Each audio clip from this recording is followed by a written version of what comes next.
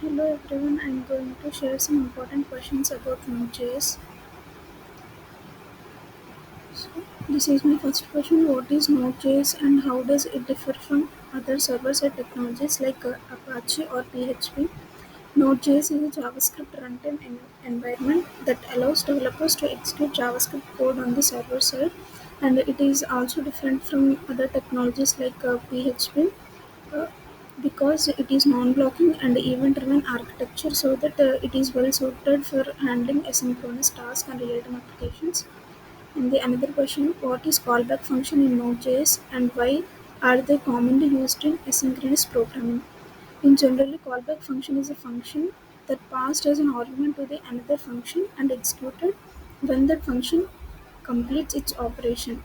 They are commonly used in the asynchronous programming to handle tasks like reading files, making network requests, or responding to events, ensuring non-blocking executions. What is the purpose of the package.json file in a Node.js project? Can you explain the key properties found in the file? The package.json file in Node.js project serves as a configuration file. It contains key properties like name, it means project name, and version, the project version which we are going to create, and some dependencies. In that, it contains list of packages that the project is going to use from that, and main, the entry point to the execution or application. Explain the difference between require and import statement in Node.js. When and why would you use one over the other? In Node.js, require is used to import modules, while import is part of script modules like ESM syntax.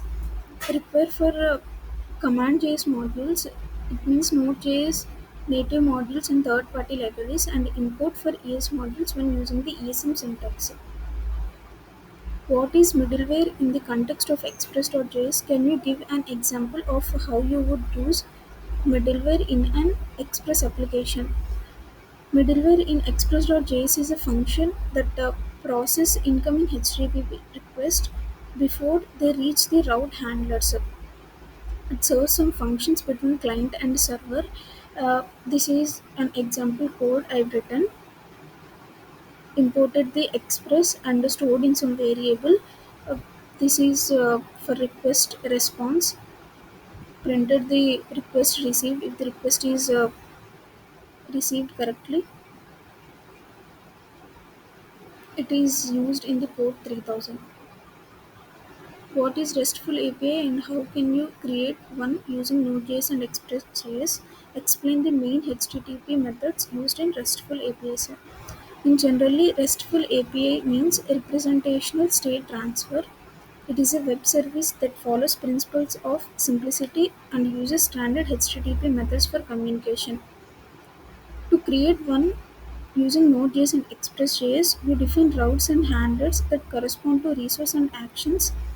It uses post to create data and HTTP methods like a get. In that, get is used to retrieve the data, and also it makes to write some content using get.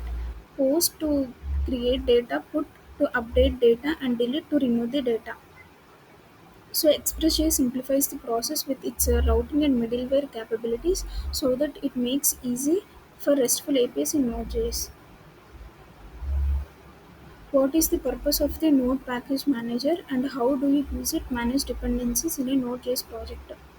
NPM is primarily used to manage project dependencies. It allows developers to specify which external libraries or modules in their project which are required, and automatically installs and updates the dependencies, making it easier to maintain and share Node.js projects.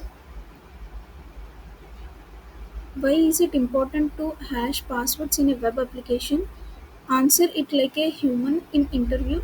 So give some examples. This question is nothing but what is the need to hash the password in web applications? Hashing the passwords to prevent to hack the passwords. So hashing passwords in a web application is crucial for security, like protection against data breaches.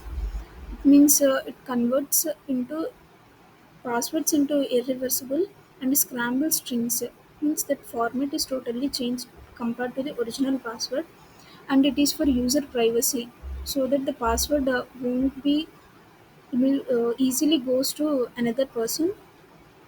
Even administrators should not have access to plain text of passwords. Again, preventing password reuse. Hashing ensures that the same password, if used across different services, appears unique in the database due to different hash results. And one more point is security best practice. It is good for security as plain text storage of passwords can lead to unauthorized access if the database is compromised.